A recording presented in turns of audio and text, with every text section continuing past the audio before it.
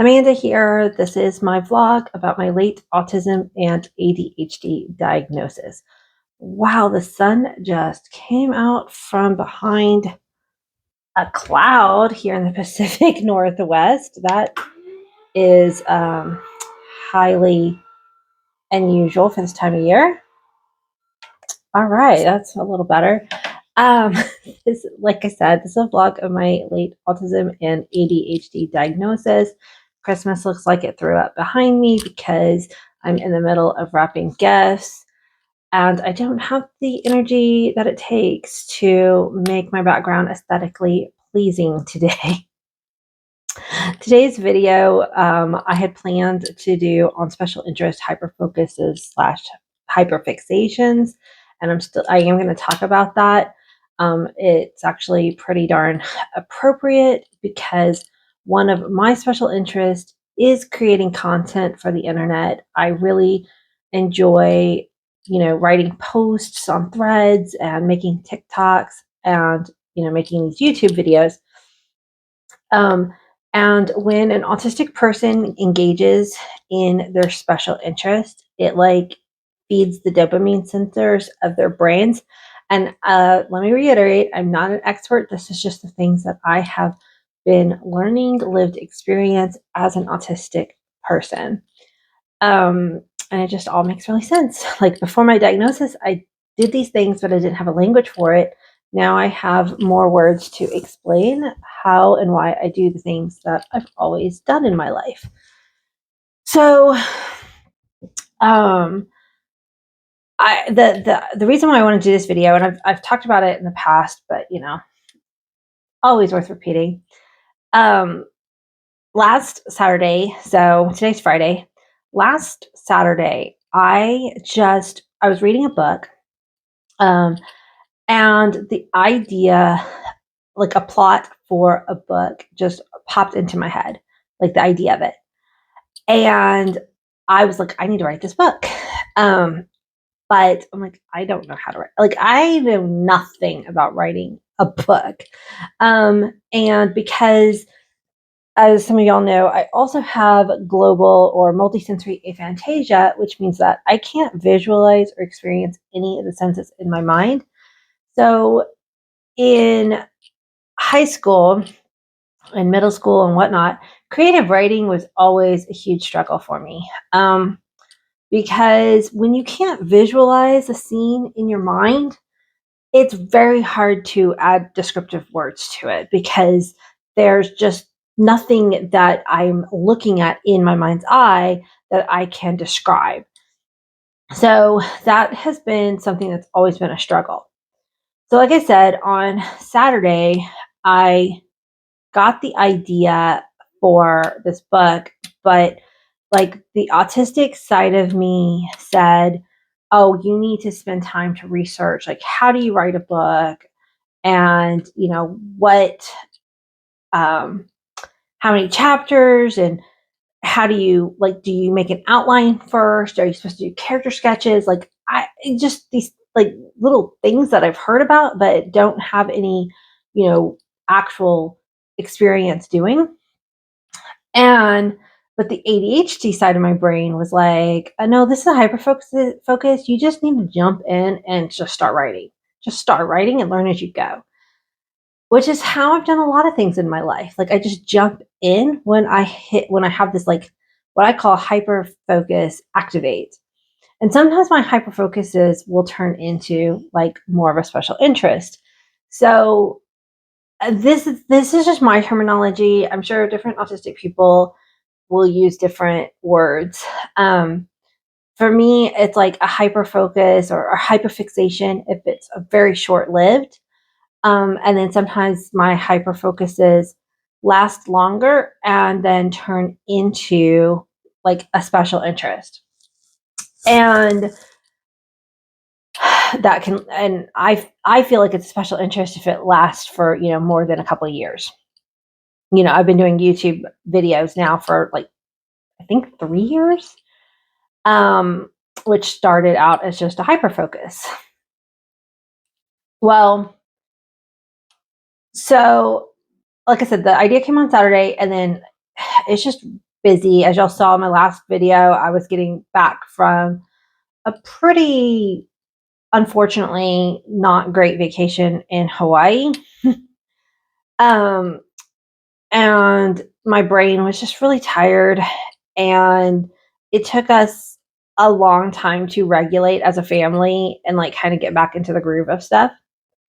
But on Tuesday, I sat down and I just started typing and typing and typing. And like I wrote 4,000 words in that first day.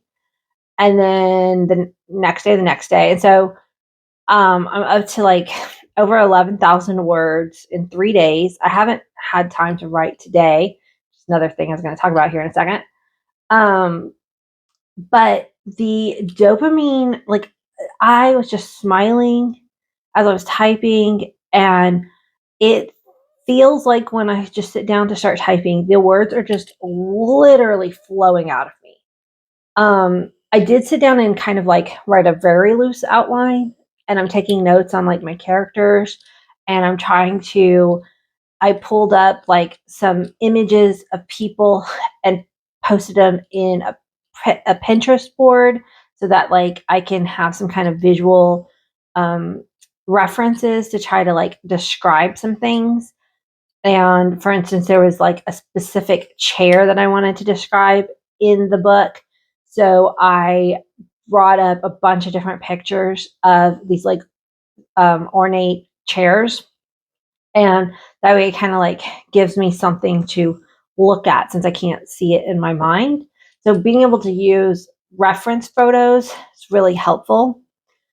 And I don't want to go into a tangent on AI because I really feel like AI art is not good, but I feel like it could be a useful tool for people with aphantasia. Like not to use the art to sell, but as a like tool. But that's a whole nother topic.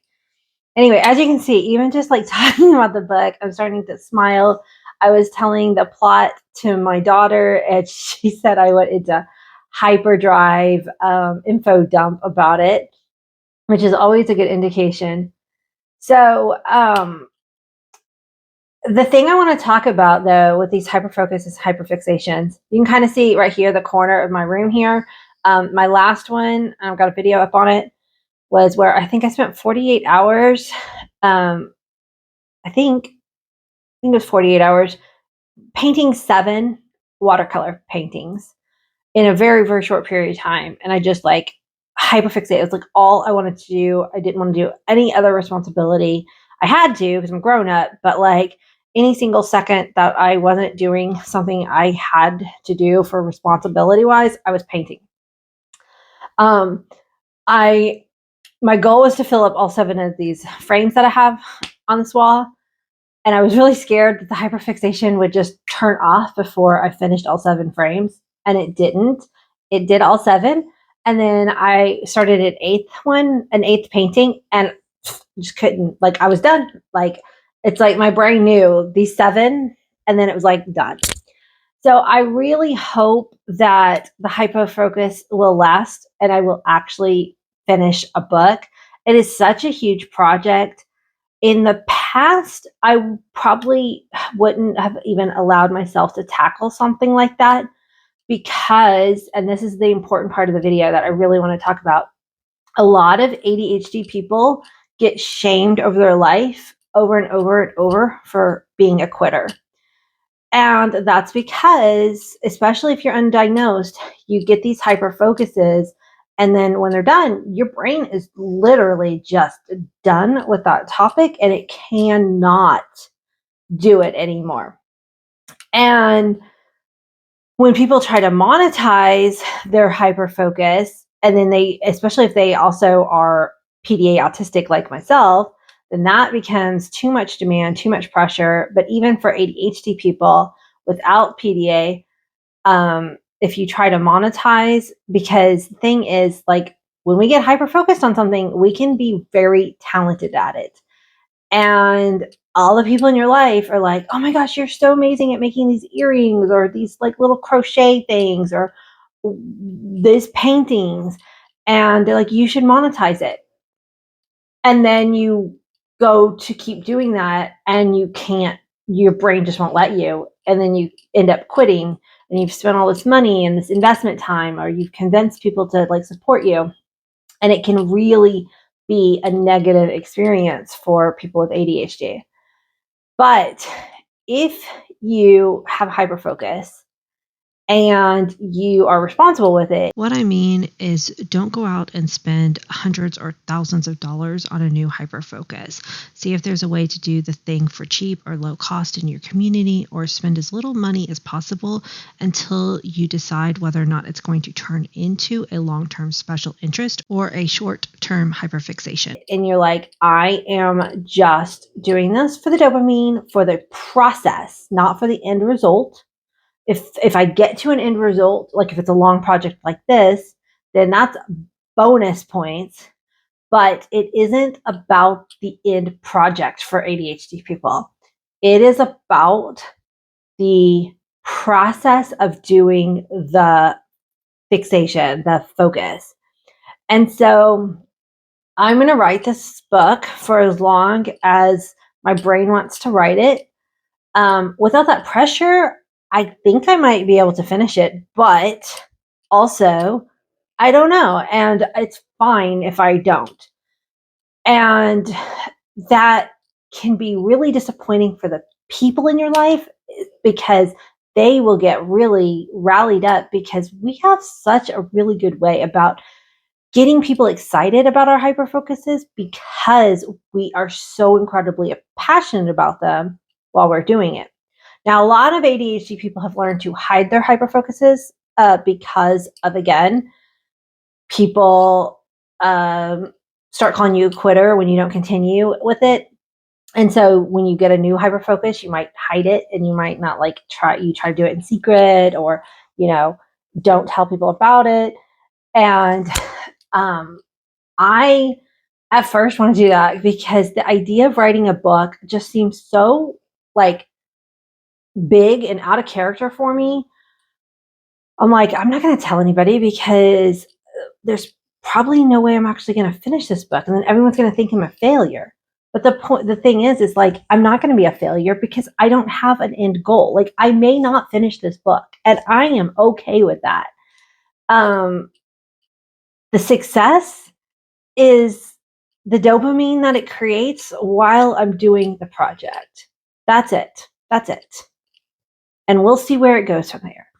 I'm not going to tell the plot of the book yet. I might, if it gets further, if I do get close to completion, I might start talking about what the book's about. I will say that it is fiction. I'm not doing some kind of memoir or anything like that. So it is fiction. But the other thing I wanted to say at the beginning of this video is that coming on right now today to film this video, one of my special interests is content creating. And I decided to go ahead and pull out my camera and start talking about the video that I had planned today, because I had a massive autistic meltdown this afternoon.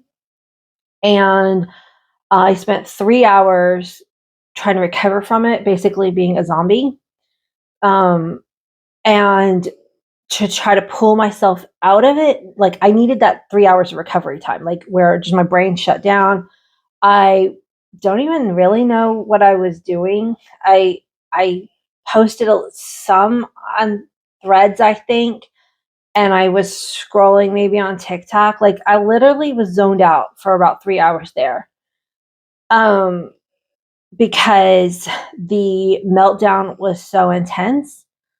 But then at the end of 3 hours, I was starting to kind of feel more grounded and come back into myself. And then I'm like, okay, I'm going to do my special interest, which is make a video, because then that will, again, activate the dopamine centers and hopefully switch my mood. So then this evening I can get back to being productive, finishing Christmas wrapping, because I need to do that. So the meltdown, I'm going to try to long story short, because it's ridiculous. Again, I think I've talked about it on the channel too. my kids are on ADHD medicines, and the laws around ADHD medicines are so absolutely ridiculous. They're trying to like prevent people from abusing the medication, but the laws are actively hurting people who need the medication. And then the shortages doesn't help anything. And from what I've heard, the shortages are like, what's the word? They're fake. Like there's no reason that there's a shortage from what I've heard. Like that's not, it's I can't think of the right word, but it's like, it's not a conspiracy type theory. It's like there is proof that the shortages are manufactured, and I didn't really read all the way to understanding why. And maybe it again has to do with these like laws that are trying to prevent people from selling ADHD medicines illegally. But you can only, in America, you can only fill your prescription 2 days early. And so I went to the pharmacy to fill my son's prescription, and they were out of stock because of the shortage. Well, the pharmacy down the road, I called, and they have some in stock. The medication is literally down the road from me, but there's laws that you can't transfer from pharmacy to pharmacy. Now, apparently that is changing, but it isn't in every pharmacy's policies yet. My pharmacy will not send their prescription down the road. And even the laws that I've heard, you can only do this once per medicine or something. I don't know about that yet, because right now it doesn't even apply to me. My pharmacy would not send it. They said I had to call the doctor and have the doctor send it to the other pharmacy. My doctor is closed on Friday. And even if they weren't closed on Friday, it's freaking weekend before Christmas. Everybody is on holiday. Like they're not even going to be in the office until the 27th. They're on vacation. Doctors are not accessible right now. And I could not call in advance to find out if they had the medication in stock, because they won't tell you until you're 2 days out. And then my doctor has a policy that you have to request a prescription transfer 5 days in advance. But I don't know 5 days in advance if my pharmacy is going to have the medication, because I can't ask the pharmacy until 2 days in advance. Like the system is so screwed up that it is literally bonkers. There's absolutely no way to win this situation. And so I was out running errands and I called while I was driving. Sometimes making phone calls while I'm driving actually helps me, because I have such high anxiety with phone calls. The driving, like, I don't know, it just helps my brain like not focus on the fact that I'm making a phone call somehow. Anyway, I pull up into my driveway and the pharmacist actually hung up on me. But anyway, I was just bawling and bawling and bawling and just sobs. It was like the camel that broke the back, because I have been dealing with these medication issues for several months now, and I have been doing everything that I can to make sure that I'm following all the rules. And this time, I didn't do anything wrong. There was literally nothing I could have done differently to get my kids medication. So, I don't know. I guess even though I know I'm not a failure, it felt like I failed my son. He doesn't feel that way. It's not the truth. I literally did everything I could. But yeah, so I just had a big meltdown because the autistic sense of justice got activated, that this is stupid and the system's broken. And I'm going to now open my curtain a little bit more. Oh, the light's really weird. Sorry, guys. Anyway, so crying as hard as I did, just put me in a shutdown, meltdown, recovery, like for 3 solid hours. So making this video, I wanted to talk about the hyperfocuses. I'm really excited about my book. We'll see how it goes. I'll update you if it keeps going, if I keep writing it. I'd love to hear what some of y'all's current hyperfocuses and hyperfixations are. just try to have grace around them, focus on the process and not, the end result. The end result is like the bonus that you get, right? Like the bonus of the hyperfixation at the end. And y'all, if you celebrate Christmas, have a very Merry Christmas. I was going to make some content about autism and Christmas. I have it up on the channel from last year about different things. Christmas is highly, highly stressful for a lot of autistic people. So not everybody, but a lot of autistic people, the change of the routines, the different foods, the people, the relatives, if there's any travel involved. So if you've got autistic people in your life, check in on them, see how they're handling Christmas. And until the next video, guys.